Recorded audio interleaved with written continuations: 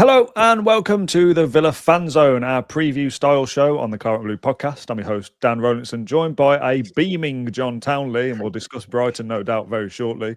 We are live on Thursday afternoon. It's currently 2:15. So if you are joining us live and want to leave a comment, they will appear next to John's face over that way. And we'll read some of them out. Plus, we've got some comments from the Mailbag. That is what this show is driven by. And I'm very eager and keen to get stuck into it. Afternoon both, says Furious Badger, the first commenter. Great win last night. So let's get into that quickly. Well, not quickly. I'm sure we'll talk about it plenty. How much, John Townley, did you love that performance? I was thinking of you all the way through. He'll be sitting there rubbing his hands going, I love this. Yeah, I was rubbing my hands because I was freezing. Forgot my coat. So, I did. Yeah. I was about an hour down the motorway and turned around.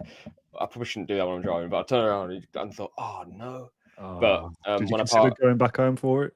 No, God, no. When I parked up though, it said on the weather that it was like 9 degrees, and it was actually getting warmer for some reason in Brighton overnight. Bizarre. Okay. So it wasn't so bad. Anyway, yeah, fantastic result. The character that the players showed, the team's spirit to get back, of course, having gone 2 goals behind against, by the way, a very good team. A side who could have gone above us, leapfrogged us in the table if they had won. They go 2-0 up, and really, I do think the game was in the palm of their hands, Brighton. So I think it's kind of twofold. Terrible from them to not win the game from that position, but you have to give full credit to Villa still to then score the next 4 goals in the game. You know, Villa haven't been free scoring this season at all. Neither is Ollie Watkins. We need to talk about Ollie, don't we, Dan? I was delighted to see him score. Just the one goal. I was, punching the air, thinking, well, if nothing else, he's back among the goals, back on the score sheet, and then he does it again. So, tremendous, brilliant night. One of my favourite games under Unai Emery, I suppose. So definitely of the season, 100%. Oh no, yeah. In the last 3 years, not just because. Well, how do you put it? It sounds disrespectful. It's only Brighton away, and we've beaten Bayern Munich and all that. So, all those games are above this one, but just for how we came back was tremendous. I think the last time we come back from 2 goals down in a Premier League game away from home was 2005, I think, against Southampton. I think it's only the 3rd time that we've done it in the Premier League era. I'm pretty sure that's the start anyway. Spurs 4-2 away from home in 2000 was the only other one. So yeah, fantastic result. The manner in which we did it made it 10 times better. A bit of suffering at the end as well. Again, making it a bit sweeter. I'd rather win 4-2, but kind of like what I said the other day, when it's that little bit tighter, it just feels like more relief at the end of it. So I didn't mind it. Your mic is making a bit of a noise. I don't know whether it's your headphone wire hitting it or probably, some of the setup you've got going on. So if you can kind of be mindful of that, that will annoy me and probably other people as well. No, so I wouldn't be doing my job, would I, John, if I didn't pull you up on that in the first minute. Right. I'm going to start with a comment from the Mailbag. It's just kind of ease us in before we get into some of the topics that have been sent through. This is from Cornelius Tinkerton, which I assume is a made-up name, but, pretty good. Cornelius is good, by the way. It's a great name. I did say that. They say, so are we now statistically sustainable? 4 goals from inside the box might have helped. In the post-match show, we were saying, it was 9 goals from long range or from outside the area of 16. It's now 9 of 20 because we scored 4 last night from inside the box. So it's not even half, John. All this talk about long range goals, nothingness. I just think it helps when your striker's scoring goals. We can talk about different kind of facets of, or really kind of get into the minutiae of where are we scoring, how are we scoring, when are we scoring. But ultimately, if your number 9 or number 11 in this case is getting goals, I don't really think anything else matters because this is Premier League football, fine margins. Leeds, for example, in that game, we don't win the match unless Morgan Rogers hits a perfect free kick. They, of course, beat Chelsea last night. So that looks like a really strong result. Actually, Leeds nearly got something at City as well away.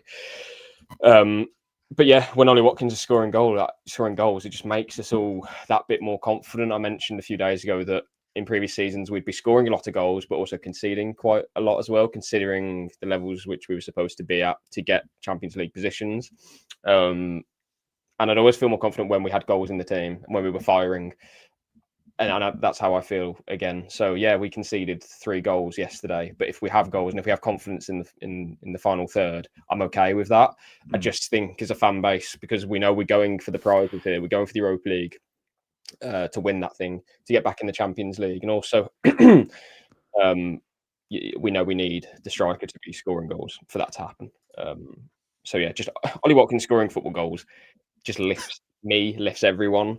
I think it lifts the team as well. Your striker firing, we know. Oh, hold on, we can get 2 more here. Do you know what I mean? I'm still distracted by Ollie Watkins can score football goals. That was very in between us or something. Yeah. Sorry, can you hear a ting? I can hear that weird noise on your mic still. Sorry, You're too fidgety, mate. You need. I need to get you. I need to get you a better setup. I think. My perfectionism is not being able to handle your setup. It's not as good as mine. No, Anyway, I'll sort you out. But can I just quickly finish that point? I just think if Watkins isn't taking those 2 chances, we don't come back in that game, because I just think we are. 100%. Yeah. You know. So yeah. Yeah. Okay. All right. Give me a topic in the mailbag then, John. I only compiled these about 10 minutes ago. We weren't sure when we were going to do this show, so it is a bit all over the place, but that's part of the fun, isn't it? Yeah. Summed up by bananas in pajamas. Bananas in pajamas. I haven't got a clue where that's going to go. This is from Ryan. I love that at 2-0 down, I felt that we could still win the game. A true sign of Villa under Unai, which I agree with, and we said that on the post-match. Oh, similar last night. That I didn't. We always know. But did you not think we'd? Well, I don't know if I'd say we'd win, but I think we might have mounted a comeback. Okay, put it this way: I definitely thought we'd score, and if it goes 2-1, I would then back us to get to 2-2, and then from there it's anyone's game. I don't know if I've confidently have just said we'd win. Yeah, sorry, I won't interrupt. That's all right. That's okay. Oh, well, I can give my quick point on this then is that when they scored the first goal, Brighton, I was okay. No, I wasn't okay with it, but yeah, I had those feelings because we'd come back against Spurs. They scored early on in the 5th minute. Bentancur. Leeds scored early on, didn't they? We come back and win there. So this is the last 3 away matches that we've had that we've won. We've come back from losing position. Yeah, nice. Yeah, but conceding the second goal, I did think we were going to lose the game from there. So okay, all right. The bananas in pajamas part comes from. I also have a chant to the tune of bananas in pajamas. Anana and Kamara are coming down the stairs. Is that the lyric? I don't remember that. Anana and Kamara are coming down in pairs. Not really a football-y chant, but I like Anana and Kamara does rhyme. So I will give you that. I'm sure I've heard somebody suggest that before, by the way. I don't know this tune. I don't know the song. What is it? Do you not remember the kids show, Bananas in Pajamas? No, sorry. It's probably, I mean, to be fair, it's possibly even a slightly bit before my time, so it probably definitely is for yours. Bananas in Pajamas, if you Google it, it's a cartoon where it was, as you might expect, 2 bananas in pajamas. Early 90s that was. So it's slightly before my time, although it would have still been around. And the theme tune was Bananas in Pajamas. Who asked the question? Ryan. I think Ryan should start it. Let's see if it comes on. See if it comes on. Just good luck, Ryan. Just keep going. Ignore everyone else. You might get evicted from Villa Park, but just carry on. I only think it will work if Ryan turns up in his pajamas as well. That's the extra level of the challenge. Yeah. Good. Right. Okay. Give us something else, please, John. Yeah. Let's go for Headmaster Emery. Headmaster Emery. Hi, Dan and John, says Steve in Bromsgrove. Emery tells players to be more clinical, and we score 4 against Bournemouth and 4 against Brighton. Emery tells Rodgers to get in the box more. He scores against Leeds. Emery tells Onana to score more goals in training this week. Scores a header against Brighton. Head teacher Emery is always thinking ahead, and his animation on the touchline tells me something is bubbling under in B6. I quite like that, and that's the point I wanted to kind of touch on, really. He seems more, I don't know, invested, maybe. And I know we spoke on the last show about how do you keep him engaged, but something about him that, I don't know, he just seems a bit feisty. Throwing his coat that was interesting. He was engaged last night, let me tell you. Goodness me. Why is that? What's different? Is it a bit of the underdog mentality? I'm going to prove you wrong kind of thing? Kind of 2 points on this from Steve's question would be that, firstly, the 1-1 draw against Sunderland was the kind of line in the sand of, okay, we need to drastically improve here. And it's not the first time, one of the few times where Emery has dug out the players. He said that they were lazy. He said that they lacked identity. He said that they lacked fight. That's unlike Unai. And at that point, I called that and I stand by it. That was the lowest point, I thought, under Emery that we've had, because it marked 5 games without a win. We'd scored our first goal, but we couldn't even hold on against 10 men. Yes, Sunderland are a good side, but still 10 men. And we had one shot, I think it was a one shot on target against those 10 men as well. So that was bad. That marked the worst for me, the lowest point. Since then, it's 12 out of 14 wins. It's remarkable. So at that point, for me, it could have gone one or two ways. It could have gone the way of, have the players lost that kind of desire? Desire to be. We weren't far away from people, or maybe not necessarily Villa fans, but the wider media. We weren't far away from. They've stopped playing for him. They've stopped playing for Emery. They're bored of his ways. And that's where, for me, it was, goes one or two ways. Of it's either that, are they going to really react to this, or are they going to kind of go in the shell, or is it they're going to fight again? And they've definitely fought. And I've said after a few matches afterwards, I think it was after the Burnley game, like, credit to the Villa players for this, because it wasn't a good start to the season, but they have responded well to what was a bit of a dressing down by Unai in the media as well. Unai will be giving giving them all sorts in the dressing room that we're obviously not privy to, but in the media he very rarely does it. He did it after Sunderland and it's worked.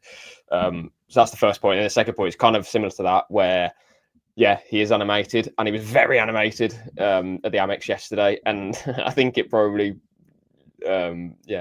definitely got a response. Let's say that.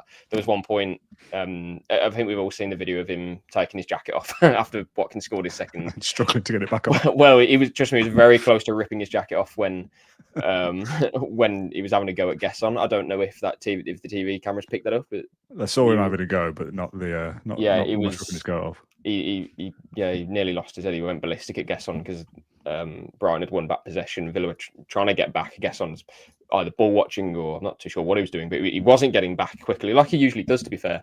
And Emery was enraged. He was in a fit, like he was very angry.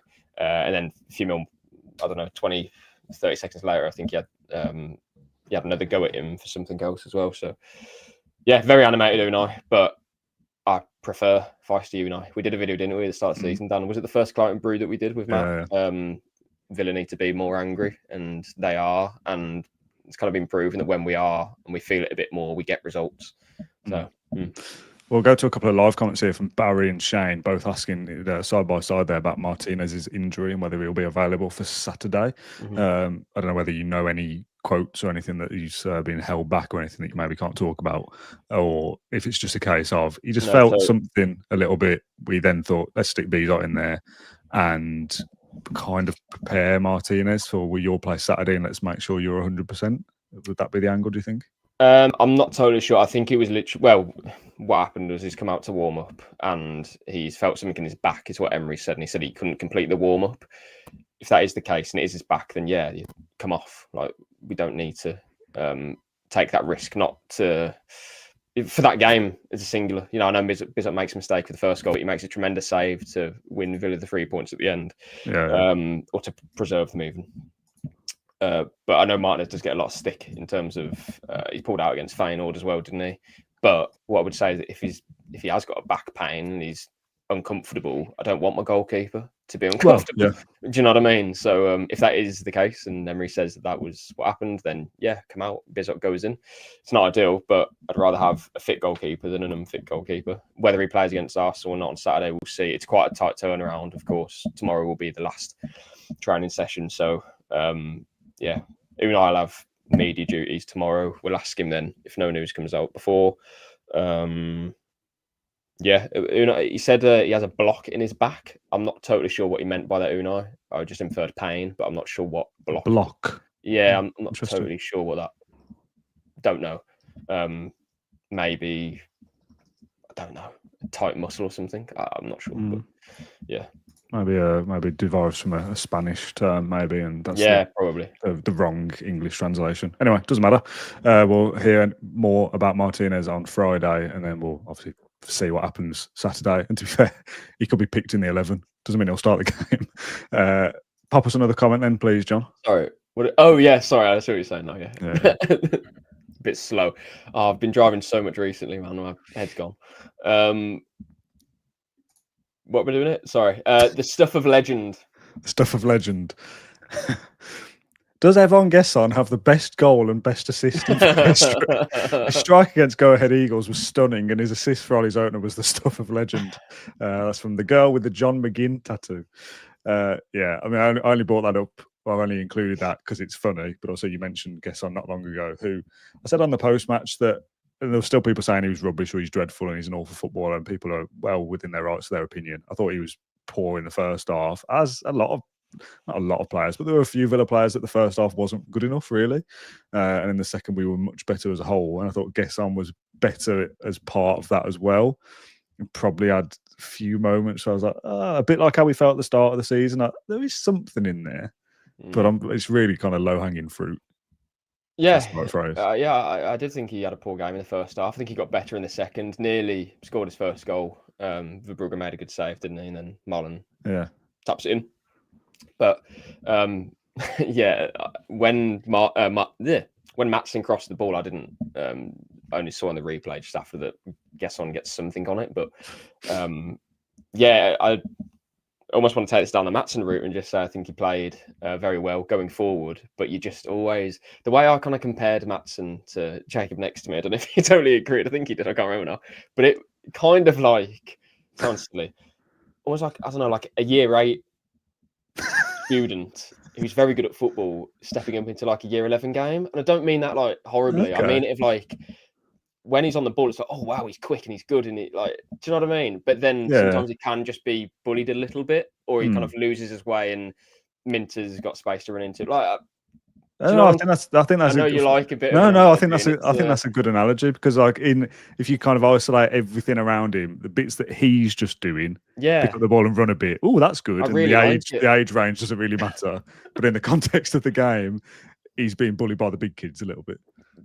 That's kind of the vibe I'm going down. That makes it sound like he had a bad game, which I don't think he did. No, but that's. I know what you're trying to say. I think it kind of sums it up though, where I do think that when he is in the final third, I really like his profile as a left back. Luka Dean obviously is more solid and more reliable. But Maatsen going forward, I prefer. I just do. I think he makes more space. I think he is more of a threat, trying to get to the byline. And it really was a, can I call it assist now? I am going to a superb assist for Watkins. I think he should have got a penalty. I do think that was a penalty. Yeah, I do. I am quite. I'd like to think anyway. I am balanced and level with this sort of thing. For example, Brighton shouldn't have had a corner right for their goal, but I'm not really fussed that much. Deal with it.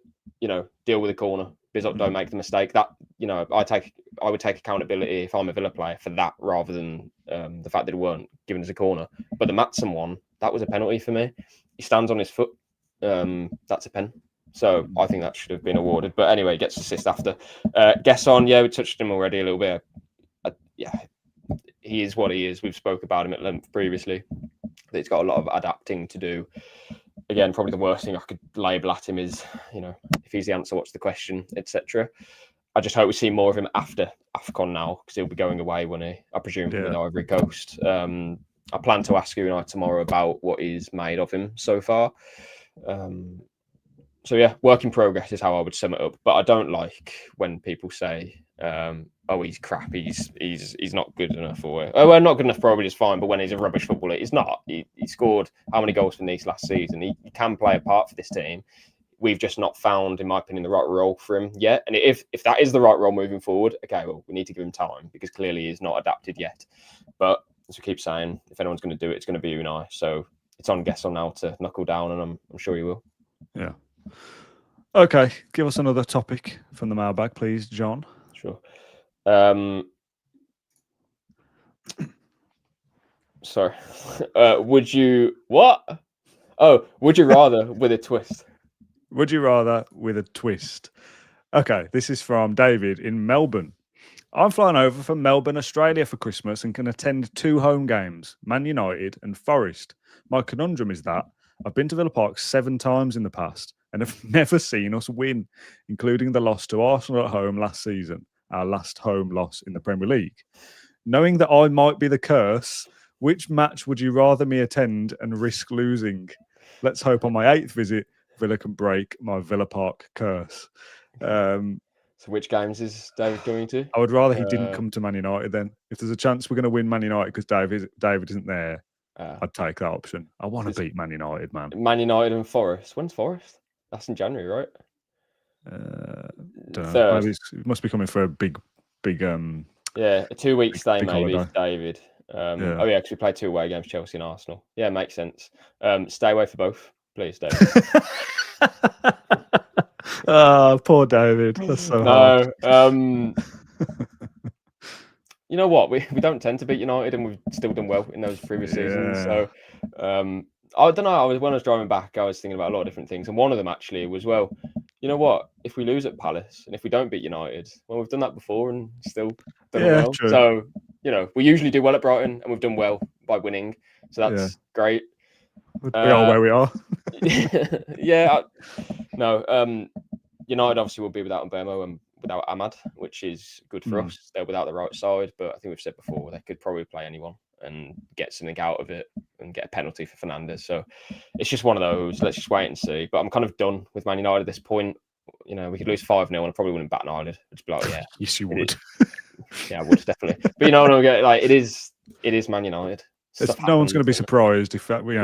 Even if we beat Arsenal and we are still unbeaten at Villa Park for all this time, and then Man United are the ones to end it. None of them must go. Oh, Man United were the ones, of course. Yeah, typical. Of course they always beat us. Yeah, I dealt with them. So we've got 5 Premier League games in December. Arsenal twice, Man United, West Ham, and Chelsea.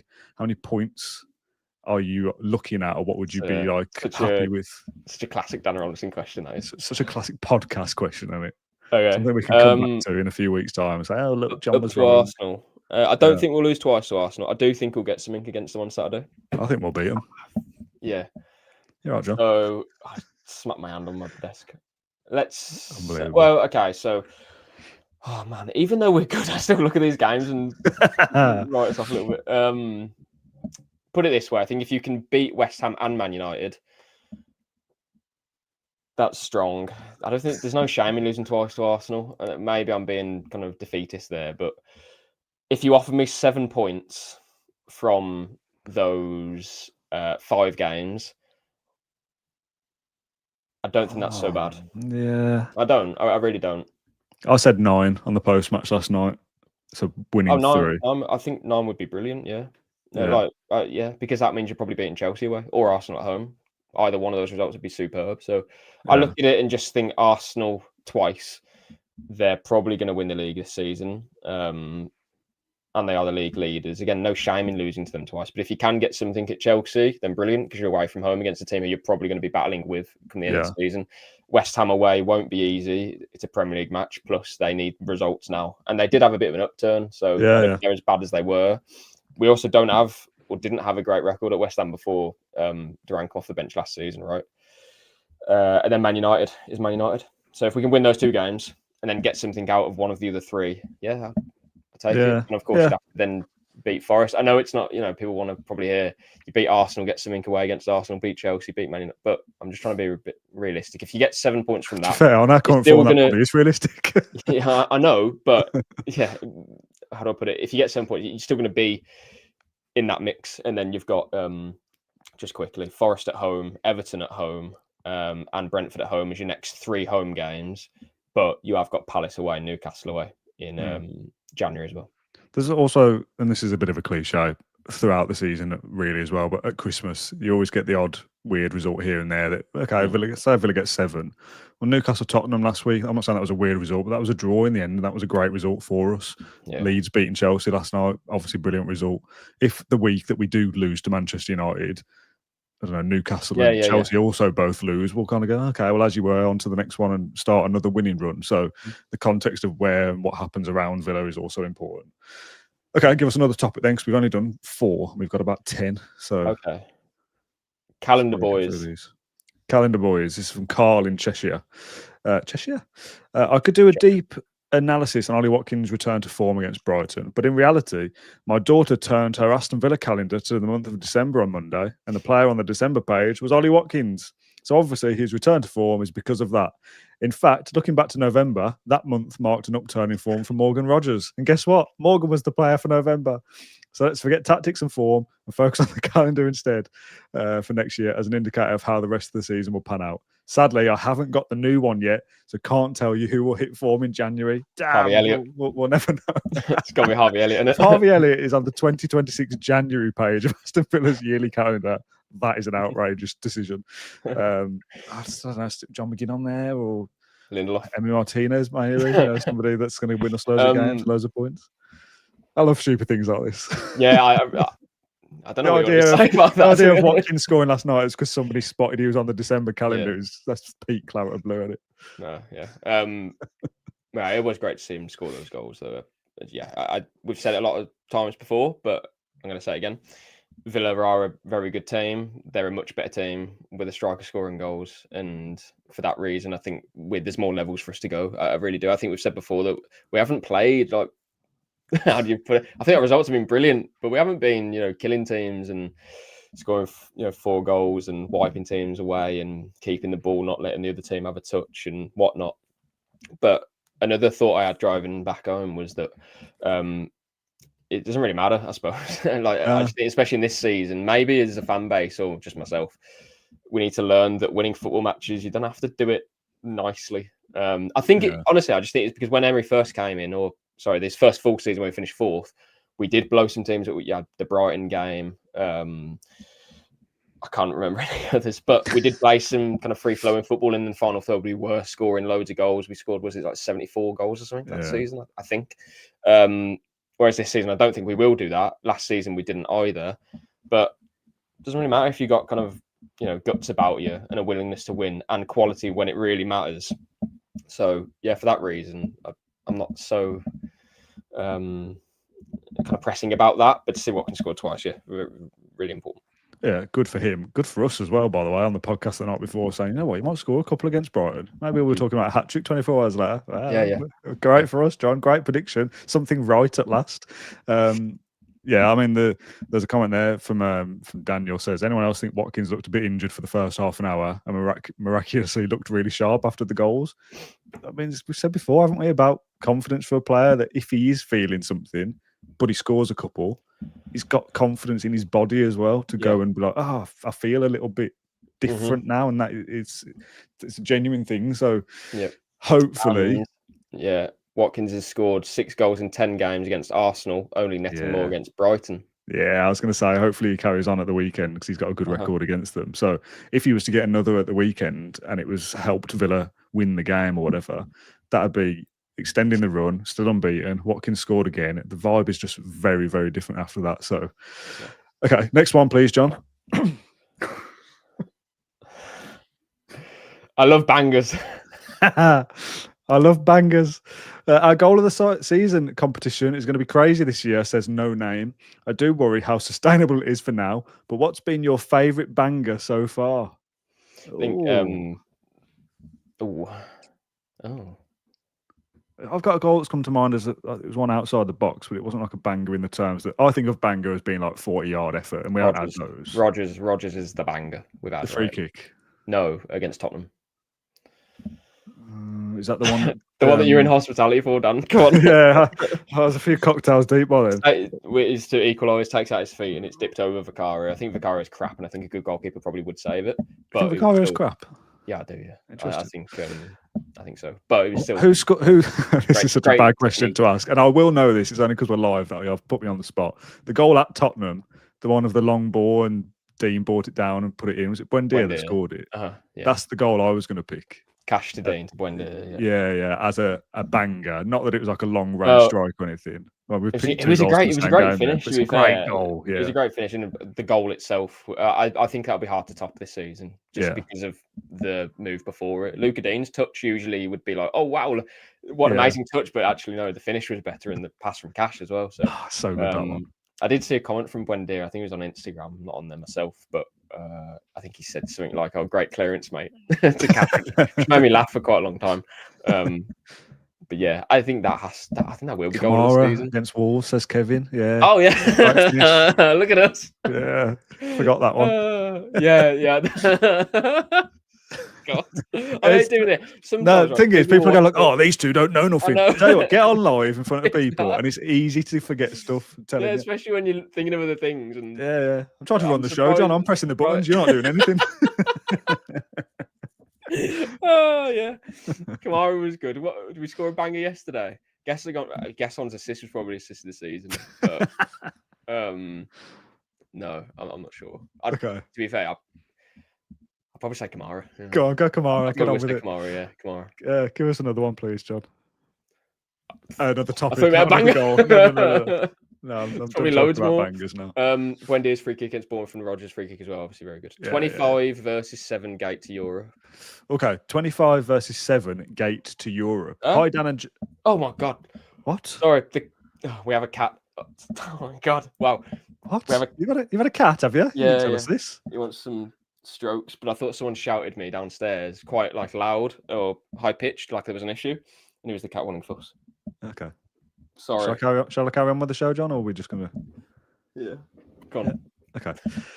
Hi, Dan and John, says Steve. Surely navigating 7 slightly inferior teams in the Europa League is an easier route than getting enough points from 25 games in the most competitive league in Europe.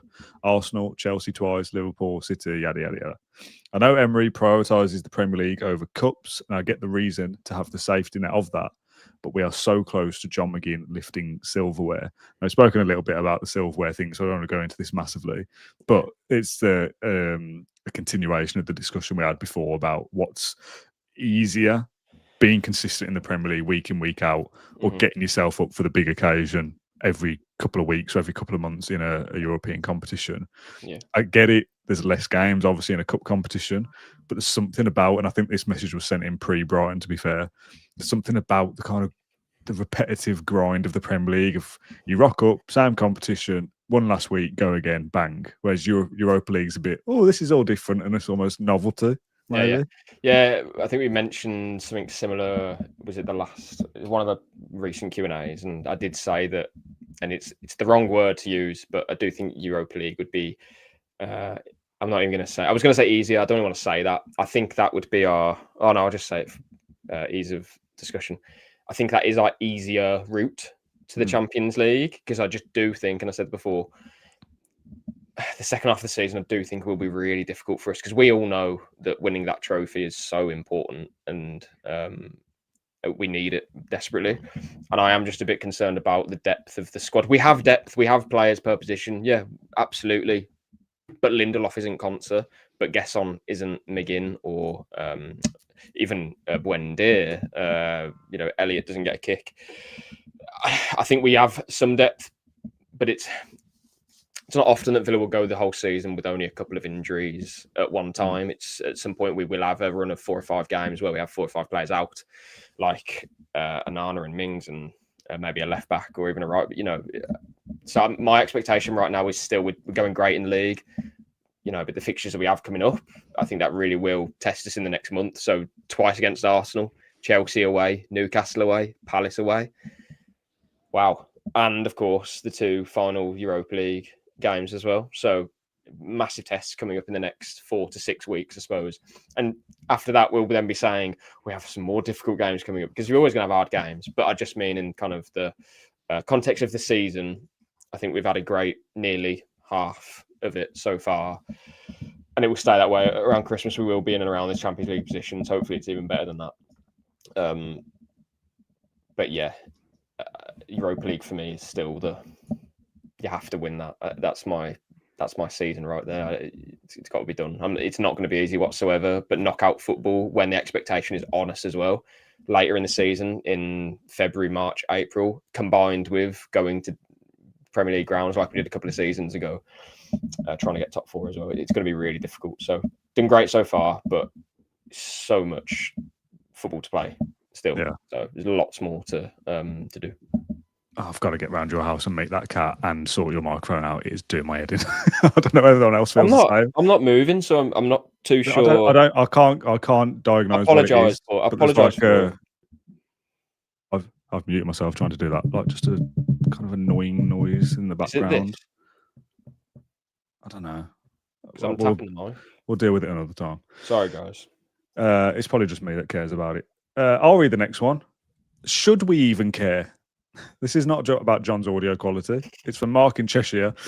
Dan said that when we win ugly, the narrative from the national media is we were lucky and it won't last. However, if a big team win the same way, it's the sign of a great team to win when they're not playing well. Yeah. Literally 5 minutes after that podcast, an ex-pro said that about Arsenal and their results so far. They even then spoke about Chelsea United and Liverpool's title challenge with no mention of Villa. Should we care about us always being overlooked, or does it actually work in our favour to fit with Unai's style? I speak about this all the time, it feels like, because it's a constant thing over the last 3 years that we never seem to be rated or whatever. Like, I was wondering how Sky and whoever else were going to show the top four on TV this morning, considering that Villa were in it. Normally when normally Villa are fourth, it's all of a sudden it's a top three. When Villa are fifth, it's a top four. It always seems to change. Yeah, it's just weird. Yeah, I think it's because just historically, Villa haven't been a side who have been good enough to grind results out, shall I say? And under Emery, that is the case. If we do this for another 3 or 4 years, then I think we will be one of those teams that is sort of recognised as hopefully anyway, a part of a top 7 or top 6, top 8 or whatever it is. I think that comes with revenues as well, though. As we've seen in the transfer market, some teams can not do very well and then splash loads of money. Villa aren't in that sphere yet. So I do think that it just comes with, people will be saying that about Man United. If they start winning, if the guy gets a haircut, having won 5 in a row, everyone will be talking about, but they're winning ugly or whatever. And that doesn't matter. They're not going to talk about that to do with Villa because I just think it's a historical thing. Sorry, but surely Villa, you have to move with the times, right? It doesn't matter that Villa weren't this. No, years ago, they are now. No, I totally agree. I'm just trying to explain why I think that is the case. That's it, really. I mean, you see some teams, for example, like Nottingham Forest last season, do so well and fall off. I think that people are expecting that to happen to Villa. They thought that happened some weeks ago, or months ago now, actually, when we had such a bad start. It was the case of Villa are probably done now. Times are changing. They're kind of back in their place, is how the Big Six would have thought about it. Commercial six. But no, that hasn't happened, and we've responded well. So, yeah, I think for us, it's fine. I'm not bothered. I mean, we obviously do this podcast. No, I'm not. It's just weird. It's our job to talk about Villa, so I don't think we really... I always say this is the benefit to us specifically and the other Villa podcasters and media outlets out there, that if you're a Villa fan, you don't get your fix about your club from... I'm not going to pick one because they're all the same, but the proper national media. It's an interesting... It's bizarre. Yeah, like obviously we work in it, and how do I put this? Kind of twofold. Firstly, we're not spoken about as much as the commercial six because it's in the name. It's either not going to be selling clicks or audio downloads or whatever, because ultimately they have bigger fan bases than Aston Villa commercial six. That's why national media will talk about them. We know the game. Yeah, we all wanted those clubs to be relegated from the Premier League after the Super League and, the book thrown at them or whatever. But at the same time, the Premier League would become a lesser product as a result because money is so important in the game. No one likes it, but it's just the facts. And then the other part of that is that it's good, of course, and now that fan media and we're not, fan media essentially, but we're localized media. How do I explain it? Yeah. Regional media. And we have a voice. It would be very different, I think, if you were kind of consuming this without podcasts or otherwise other things. And maybe the national media would pay more kind of attention to us or other clubs. If these things didn't exist, maybe it's just like, well, they'll talk about them so they can crack on. But we want to talk about the bigger fan base clubs, should we say. So, yeah, it's all fine with me. I'm, again, trying to just explain why that may be the case. But it's just interesting. If these things didn't exist, fan shows or whatever, how would the perception of Aston Villa be? Would we sort of be like indoctrinated to think, oh no, like we will fall off soon because we keep being told that we will, or something like that? Do you know what I mean? I'm not having a go at the national media. I'm saying national media, that's a lot of different companies, so I don't mean to have a go at any one specific thing. But yeah, it's just an interesting space. Yeah. Okay. Question from George Adams. To me specifically, Would you rather be married to Matt Kendrick or have to live with John for the rest of your life? I mean, as long as you'll have me, John, I'd rather live with you than be married to Matt. Is that okay with you? Okay, but when you say like married, what's the? Do you have to live with him? Well, good point. Not necessarily, I suppose, but you've got to wear marriage. Marriage comes with other things, doesn't it? Never, not really looked into it yet. To be fair, if I'm married to Kendrick, I'm expected to, you know. I don't know where this is going, to be honest. But if we live together, I can have my own room and we can be very separate. Do you know what I mean? Even though we live in the same house. Have you got a spare room? There'd be loads of podcasts. I think that would be. That's a great point, actually. Yeah, we could film in person every single day. That'd be great, wouldn't it? I'm sure everyone would love that. 24/7 rolling. It's still a live stream all the time. Yeah. Good. Okay. Give us another mailbag, please. Don't get this show back on the rails, please. That'll be hard. Oh, so I've lost where we are now. Only got a couple left. Sorry. There's a Buendia one, and there's one about YouTube, and there's one about money. Sorry. Okay, Buendia decision. Okay. The longest one. Thanks, John. Buendia decision. Is Emi Buendia playing himself out of the starting 11? I think this was sent before Brighton. Obviously, he didn't start. Last couple of games, he was dragged at half-time against Leeds and very early against Wolves. Both sides are fighting for that. Obviously, like the injury didn't he against Wolves. Both sides are fighting for their lives, and both games were scrappy affairs. And as a result, Emi hasn't played well at all, giving away possession with loose passes, being bullied off the ball quite easily in all areas of the pitch, and basically not at the races. Is this simply a matter that playing Buendia against the so-called less opposition, who are happy to have a fight and sit behind the ball, doesn't suit his game? I would suggest that does suit his game. Or is it that the bubble has burst and the fears we have all had about him previously are coming to fruition? I'm not knocking his work rate one bit, as that can't be questioned. And against teams who come to play, he plays better. Just an observation, but I'm not 100% convinced. Just quickly, what do you think is the correct thing there? Does Buendia play better against the better teams or better against the poorer teams? In my head, I just think of him as playing better against the poorer teams because he is up for a scrap and running around. And played very well against Man City. Yeah. I don't know if it's kind of one or the other. I think it's more maybe we're just thinking in that way because Buendia can be and has been previously inconsistent. And I do think it's not anything controversial here. He's played his best football absolutely this season for Villa. I think he's been by his standards sensational in the first kind of weeks or months of the season. Helped us get out of a hole, scored against Fulham, got an assist against Fulham, I think, scored against Feyenoord, great goal against Tottenham. Like, he's absolutely played his part, and he will continue to play his part, I think, because we've seen that he can play to a level. But at the same time, I think, as we said previously as well, don't expect this every week, because when there isn't a 60, 70 million pound player, he's just not, and that's okay. He's a useful squad player, and again, he's shown his worth this season. So I don't want to kind of paint any of this as a negative, but just we know that he's not a world beater, but he can win games for Aston Villa still and play a key role, and that's great. I think that is his role. That's more than what I thought it would be in the first place, of course. So yeah. Is he playing as well as the team? No. Again, I just think he'll have moments where he's playing to the peak of his powers, and others where not everything will come off, and that's the kind of player he is. I think similar in a way to Rodgers, to the point where he will try things and it won't come off, but then there will be a moment that wins the game, or he pings the ball for 30 yards to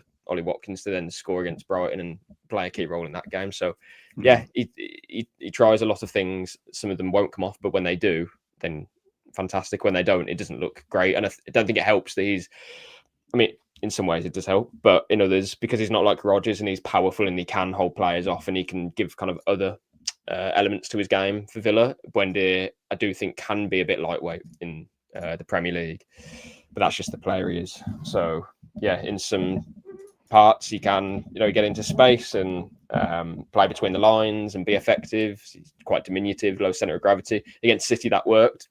In other matches, he could probably be crowded out. So yeah, I'm okay with Buendia though. I think it's all positive really for me. We know what he is. We'll come back to a team lineup in a second. For those that are watching, you'll be able to see an Arsenal fan in the comments who says Villa will be put down to earth when Arsenal natter them batter, I assume. 4-0 this weekend. Aston Villa are an irritating club who got in the way of our title win a couple of years ago. Villa will forever be hated in North London. Get over it, basically. Come back on the post-match show. I don't think it'll be. I don't think Villa will lose this game at the weekend, and we'll do our predictions at the end. Just keep going through the motions, Chris. If you want in the comments, you keep boosting our engagement. I'll leave you to it. Team news. One of the comments in the mailbag was, "Who do you think will start in midfield?" From No Name. So we'll use that as an in for the team news. Now, start on Arna. Hold on a minute. Tielemans, Dean, and Buendia didn't play against Brighton. I wonder whether they come straight back in. Tielemans and Dean, I think, do. I'm unsure about Buendia. No. I don't know where Tielemans plays, because I think Onana has to play as well. I'd play them all. I'd play all three. How would you set it up then? Okay. The goalkeeper, whoever that is, Martinez. Yeah. Cash.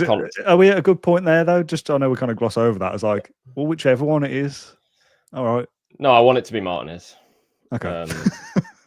Right. So do I. But like, if it's Bezo, I'm not going to. Oh no, disaster. No. Of course, no. Definitely not. It's That's not the same, but I still want Martinez to be in goal. The only thing I would say is that I do think the game's been played in his head a little bit so far this season, and we know what you go one or two ways against Arsenal. Put it that way. Yeah, he can be brilliant. Or we'll throw one in.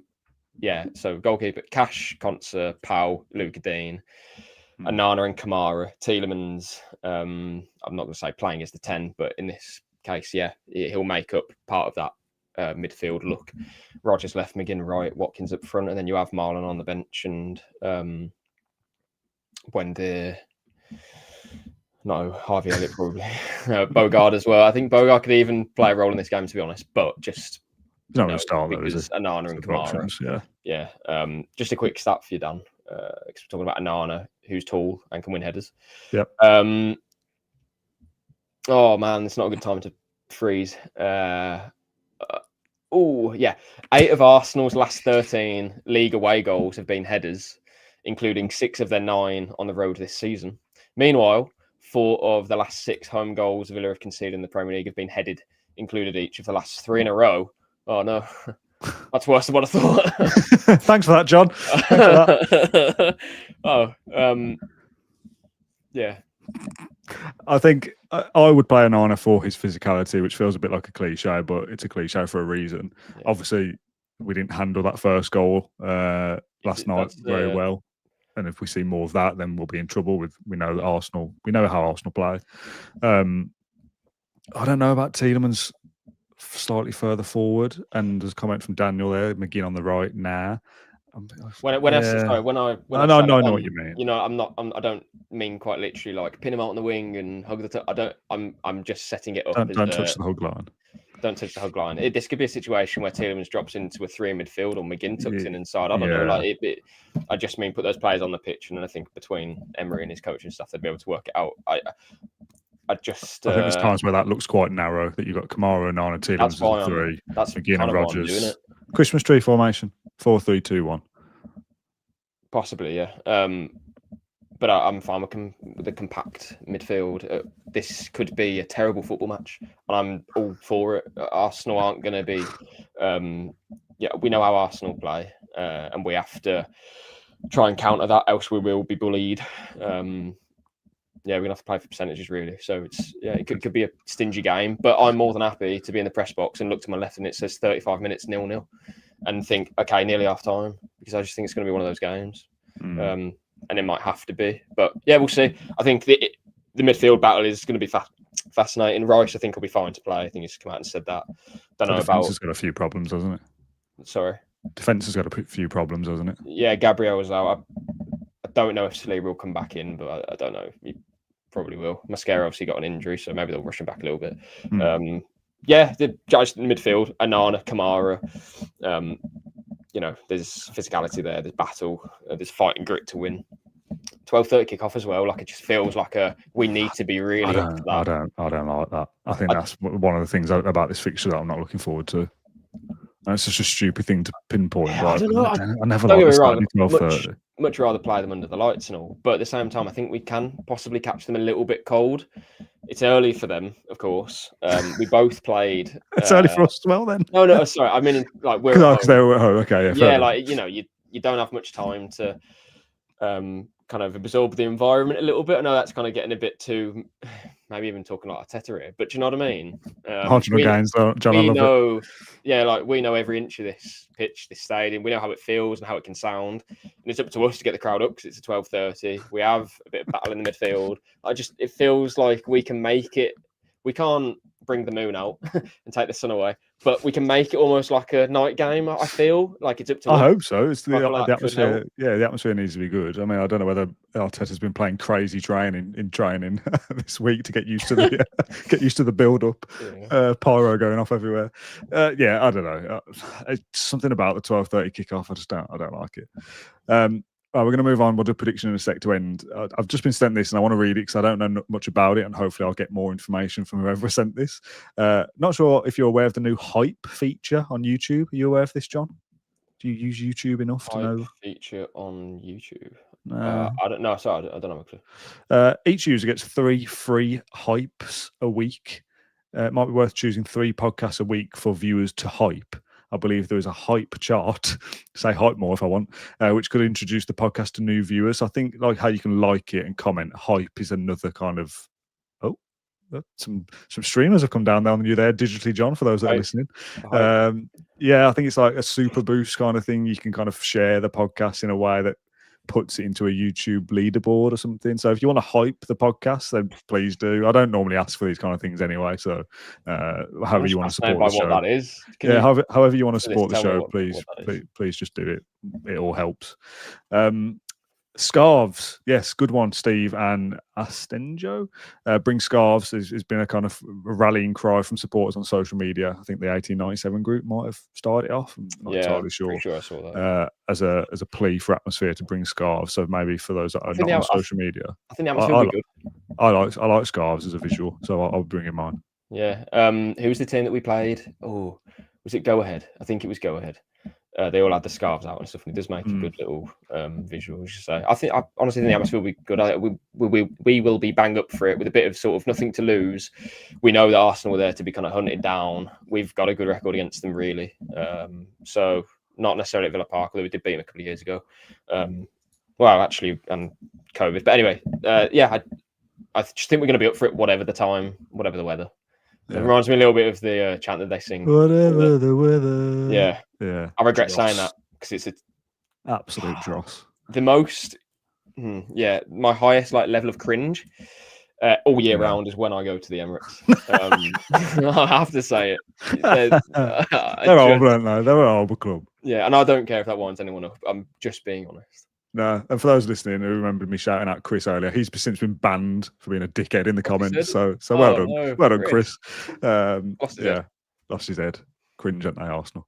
Right, last question, just to end the show. Big money move. If John Townley was offered an opportunity to work for, they've given us sports broadcaster, I'll change it, to work for a big media national company, working pitch side, interviewing players, yada, yada, yada, but it's not Villa related specifically, would you take that move for the money, John?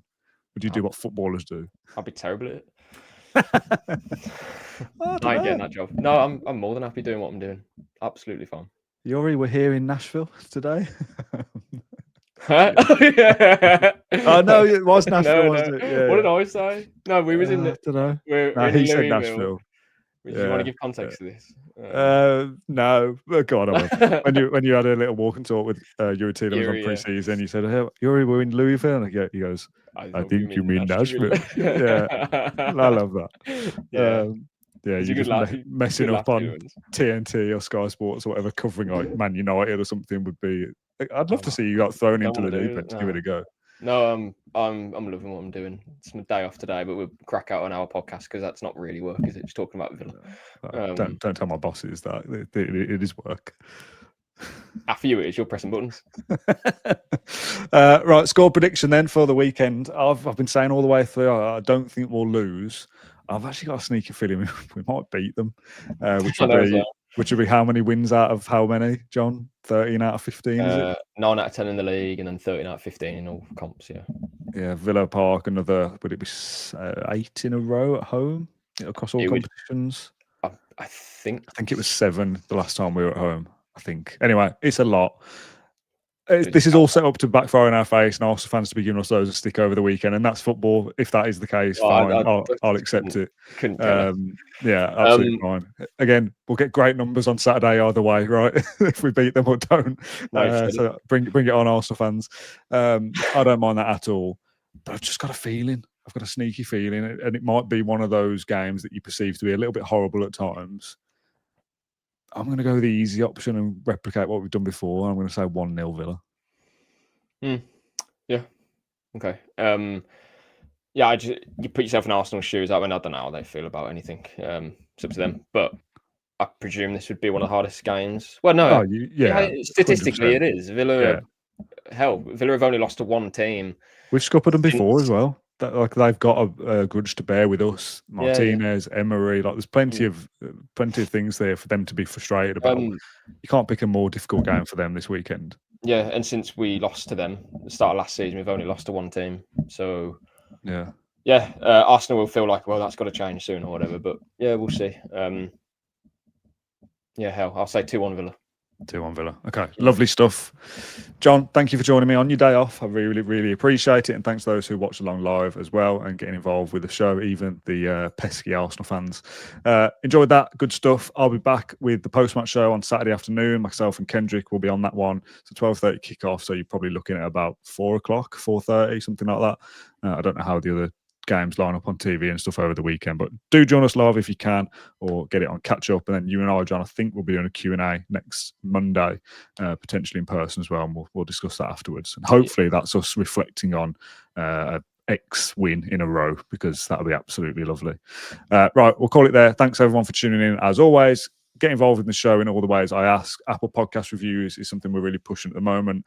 Comments, likes, hype the video on YouTube if you can find the button for that. Cringe. It is, isn't it? I'll probably never reference it ever again. Still do it. I'll just never ask for it. You know those YouTube videos you see, and they start the video and it's like, before we get into it today, guys, subscribe to the channel and like down below. You'll never catch me doing that, sincerely. It's the worst thing ever. What we do now, John, at the moment, is to prove that people have watched to the end on the post video when it's not live anymore, is suggest a word or a phrase for the comments section. Would you like to fire something my way for the comments? Oh, you always stump me here. You know it's coming. Don't have that. Let's say... God, you do it. No, I've asked you. You do it. No, you do it. You do it. No, I'm not pressing any broadcast until you give me a phrase. This is going to be a long ending, isn't it? I don't care.